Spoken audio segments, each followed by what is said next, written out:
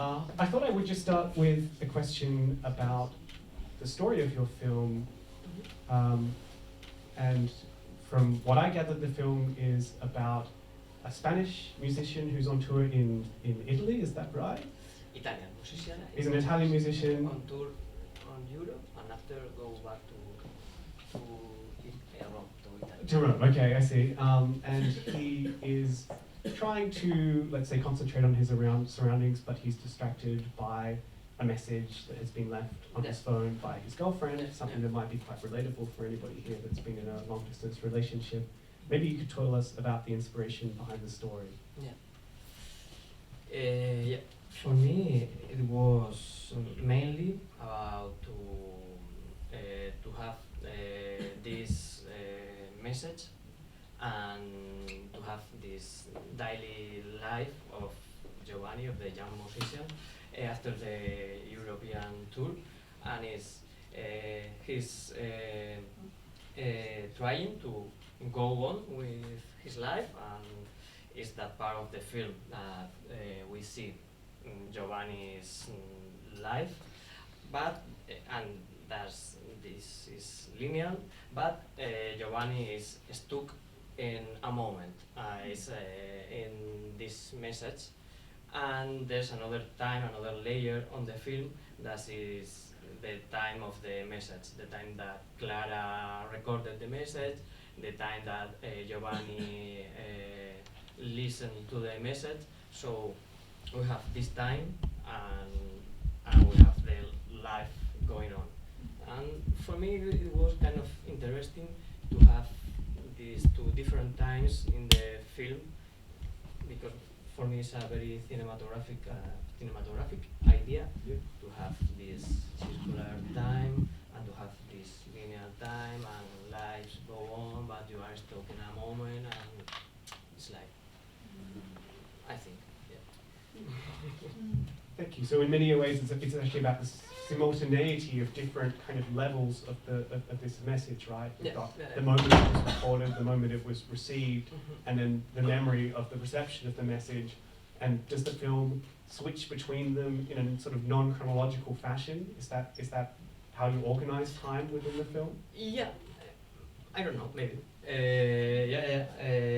I'm not very worried about how I organize the linear time or the time of normal life, but when you more about to be stuck in a moment of your life. And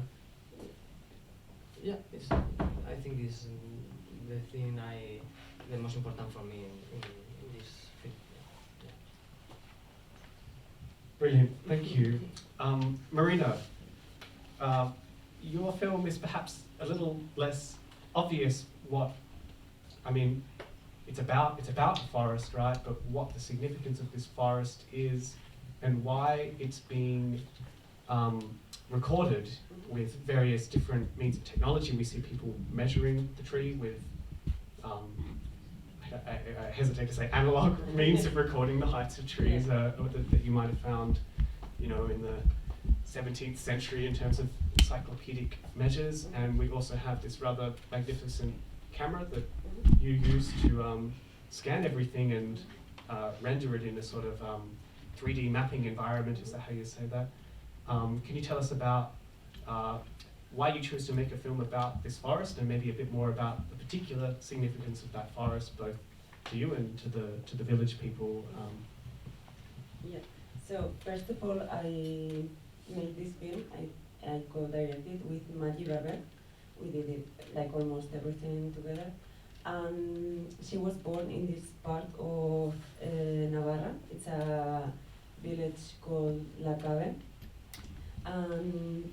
This place is I don't know how to say in English, but it's like eco village that was in the 50s.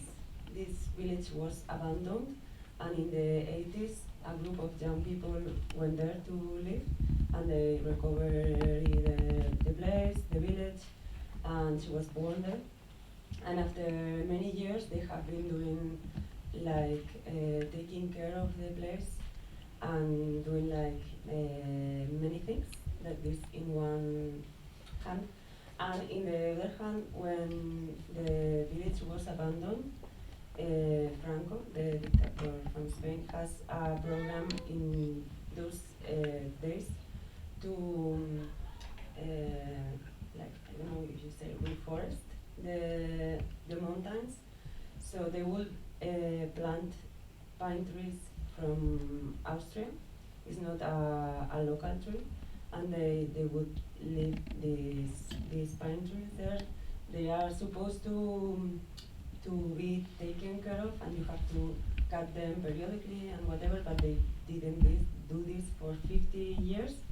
So the village decided that they were going to cut all these pine trees because they needed the land that was before from the village to have the animals, the cows, the sheep and everything, and to grow also vegetables. And they asked Maggie if she could record this place before it was disappeared. And she invited me to this project, and then we were talking a lot.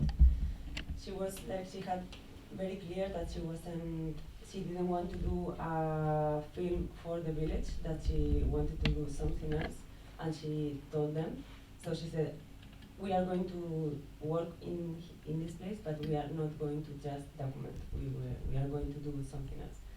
And then we decided to show, like, to record this place before it is disappeared in many ways. That's why we use cinema. We use the LiDAR scan, that is this camera that scans the area. It's a technology that is used for architecture and also in criminology and many stuff, and also in forest works. The men that you see like taking measures of the trees are the forest guards, and some men from the village that are like measuring the forest and the tree to see how is it. And then the woman that is talking to the trees, we also thought that it was interesting to listen what the trees were going to say. I know that there is many people that they don't believe in this, but this friend, she speaks with the trees, and it was really a really beautiful thing to watch and to live, and it was really special. And we didn't tell her anything about the place, but she knew through the trees many things that she wouldn't know other way, and it was really special. And then also we wanted to see the forest through the eyes of the children, because they have other perception. Also, we were thinking maybe in an animistic way, and we were like thinking about children in a way that was in our head. Then we went there with the children and we did this camp, and like they did whatever they want to, and we just followed them. Yeah, this is more or less. Thank you. I have a question for both of you. One sort of interesting resonance between the two films is the motif of paradise. Your film, Gabriel, begins with a song, and paradise occupies a particularly significant place in the lyrics to that song. And your film, Marina, of course, is called Paris or Paradise. And you mentioned at the end that the villagers refer to this forest as paradise. I want to know a little bit about what that word means to you both personally, and also how you thought about kind of incorporating it, or whether you thought about incorporating it as a motif in your film, or whether it was, in your case, Marina, purely coincidental, or something. Gabriel.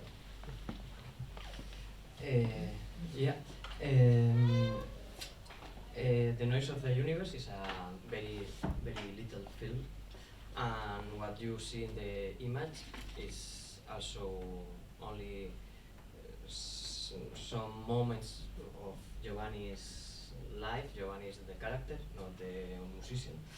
And for me, it was important the off screen. And you have with the off screen the sound or his music or the lyrics of his music or the message by Clara, the voice, the note voice. You have the possibility with very little money and in a very little film to expand the universe, and you can speak about paradise, about Atlantis, to make the Eurotunnel like a time machine. You have a lot of possibilities with cinema with very little money and very little resources to expand.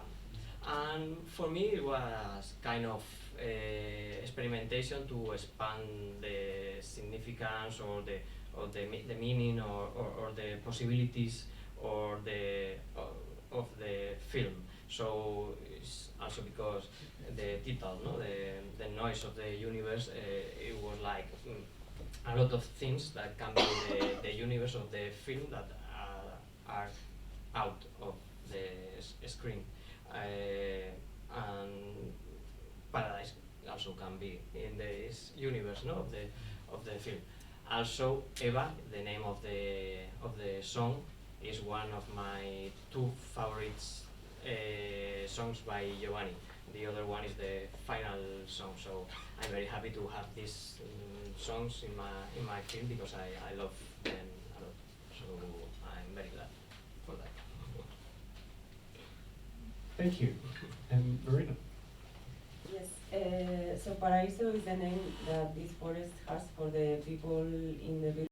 Recording the old brother, for me it's kind of seeing Giovanni by the eyes of Giuseppe is like such an important thing in the film.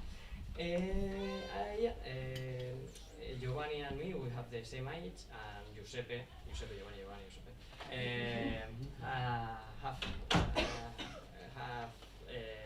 told a lot about him, and finally we met. We were very interested in work together, cinema, music, you know. And he was about to begin a tour in Europe, some cities, some little clubs, first time out of Italy, and we talk about making a film. The problem was that Giovanni wanted a documentary about the tour and I wanted to make a fiction, and the result of the conflict is in the screen. So, I don't know, for me it's a film. For Giovanni, kind of documentary, for me it's a fiction. Everything is okay. Everybody's happy. Yeah, and of course I have create all the story about his girlfriend, the message, the break, because he's okay with his girlfriend. But yeah, it's kind of curious because for him it's very difficult to watch him in a screen and to think is I say Giovanni, it's a character, it's not you. Of course, it's him. Kind of difficult, but no, it's okay. And yeah, so I don't know the limits between documentary and fiction, and I don't care anymore. So it's okay. Thank you very much. Marina, I'm interested in the range of different technologies that were used in creating your film. Of course, we see the sort of 3D mapping camera in the film. And I also believe I saw somewhere a photograph with a 16mm camera, or a film camera. Was there a film camera used on set? Everything is 16mm. Everything's 16mm, but we see then the digital. So we have. So those are the two camera formats. Maybe you could just tell us a little bit about the technical side of production, and why 16mm was your choice to pair with this other rather remarkable piece of technology. So the 16mm came before even having an idea of having a film, because Maggie and we bought a Bolex camera together, and then we were shooting Arantxa Santesteban's film, the one that was shown here last night, 918 Nights. And the song woman of the film, Alasne Amestoy, she's married with a very good DOP, Javier Aguirre, and we were in this shooting in Berlin like for 1 week, and we talked about many things, and one was the bullets. And then Alasne told us that they had at home some expired 16 millimeters material, like film, and that she would be really happy we take it from there because it has been there for ages. So we have this film, and we wanted to do something together, but we were really busy and anything. Like we had some ideas, but then the COVID came, and then we had to leave it. And when the village proposed this thing of recording the place, documenting the place before it was gone, Maggie proposed me to do this with our expired 16 millimeters, 40 minutes of material. And then we started thinking about the film, and a friend, Martin, that is the one who made these images, because this LiDAR scan is this camera that you see like rolling. So this like throws a lot of laser rays and it scans everything, but then you don't have the image as you see it in the film. You have like infinite possibilities. Because you have like ones and zeros, and you have to interpret it of all this material, and then you can choose to be super close to the trees and to be like millimetrical, or to be super far and to contain all the forest in a like very little piece. So we decided to do in the scale of the last human gaze that we see before the images come. So I think one is when the little girl is like lying down, so we see from her perspective. Then when Maya, the woman who speaks with the trees, is like, I think it's like she opens or closes her eyes, then this is her perspective. Then we move around a little bit, and or also when she's like walking through the forest, we keep this point of view. And then other way of recording is the sound. We did a very exhaustive sound recording. We use a very good stereo mics, some shots that are used for classical music, and we made a lot of recordings of ambience in different parts of the woods in different times of the day, with different types of winds, and then so we could also record the place not only in image but also in the sound. So yeah, and then I think we don't have any picture because we are doing a second part. So this is like the first part of the film, and after the film was premiered last July, not this year, like July 2021, we started shooting how the trees were cut. So we were like filming for 1 year the transformation of the place. And now we are going to start editing this film, so it will be like the second part that is like a transformation of the place. That's brilliant, thank you. Keep an eye out for the sequel. Will it be called Paraíso 2, or are you going to come up with a more? Yeah, I don't know. Maybe it's we'll a little bit depressing if you. No. No, yeah. I might now open the questions up to the audience. Does anyone have a question for Marina or Gabrielle? Let's take this, your question first. My question would be very quick. It's a question to Gabriel, because I understand you're Spanish, right? Yeah. And yet your movie film is in Italian. Yeah. So I wanted to ask about that. I was wondering whether you were not afraid a little bit of not having maybe full control over the linguistic aspect, and thus the meaning that the different words can transform. But maybe you didn't. You speak Italian, so that's what I. Yeah, I don't speak Italian. In fact, now I am preparing a new film in Portuguese and Latin. I don't speak Portuguese or ever Latin. So, but it's I don't know because I'm not good with languages, as you can see. But yeah, but for me it was not a problem because first of all it was kind of easy to understand Italian, not to speak but understand, and not Italian but Napoli. From Napoli is kind of different, and I have a lot of confianza. I trust Giovanni and Giuseppe, and Giovanni was in front of camera, Giuseppe was in the other side, and for me it was okay. And in fact, it's kind of curious because the text by Clara, the note voice, it has been written by Celso Jiménez by La Tristura. It's a company of theater in Spain. I'm writing my next film with him, and she also doesn't know Italian, but it was a text he has written in Italian. So yeah, I don't know. I think it's yeah, it's better to know languages. But no, we can because of the cadence, the sonority. I like other languages but Spanish because there's something different. And also, if you don't know anything, is I think you have less miedo, fear of, because for me Italian is all the time in the film is perfect, everything in Italian, so I'm happy. In Spanish it's Thank you for the question.